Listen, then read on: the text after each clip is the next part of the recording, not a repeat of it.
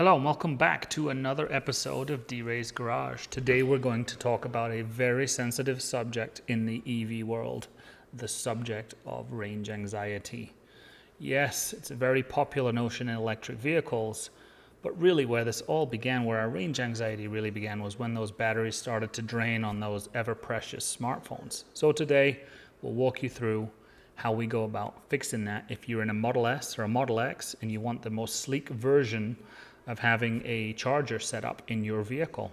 So sit tight, watch here. You'll see where we bought this from a few weeks back. There are instructions here, but video is so much more enjoyable. Don't you agree?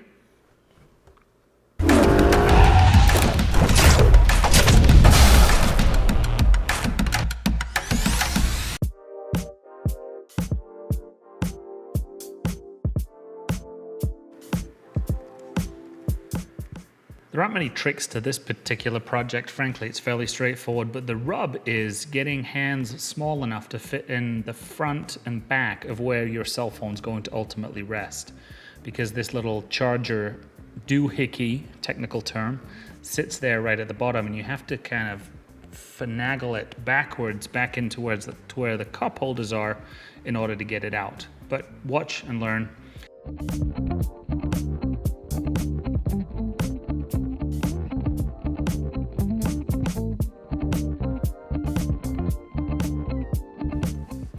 So once you have the new unit in hand, what you've got to do is thread it back behind where the cup holder area is and where the cell phone will rest, and then thread through the USB cable behind the crossbar in order to thread it back into the USB outlet.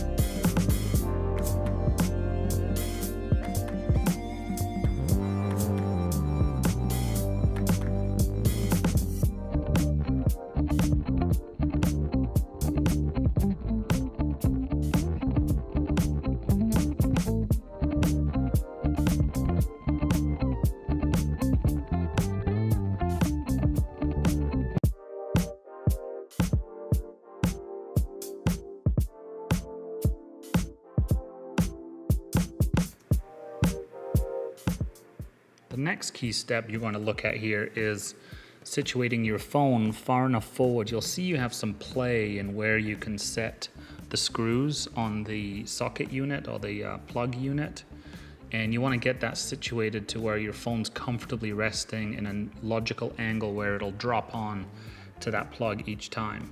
And so what you'll see is I've got somebody holding that's me, and Amanda screws it in at the appropriate depth, or at least that's what we thought at the time.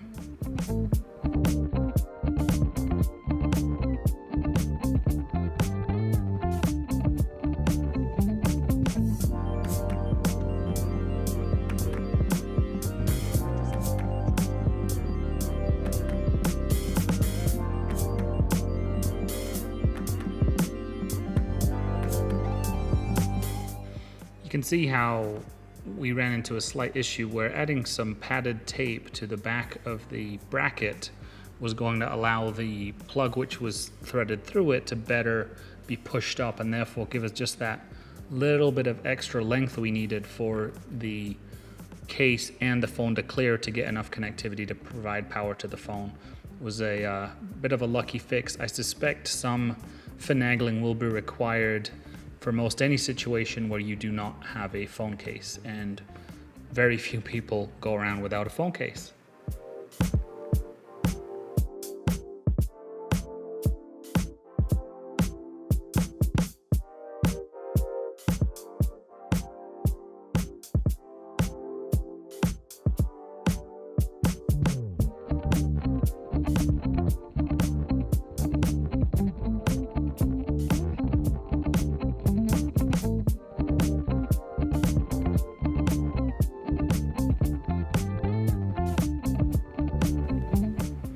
The kit does come with two slider guides that do have a spot where they fit perfectly into the unit here.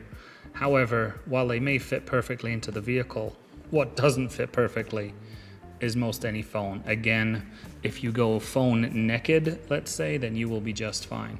But by and large, people are having cases, as you can see, that little pop-out holder grip that causes extra depth. And all those things together mean that these sliders were pretty much worthless in our situation. But hey, may work for you. Good luck with your projects. We'll see you next time. Bye now.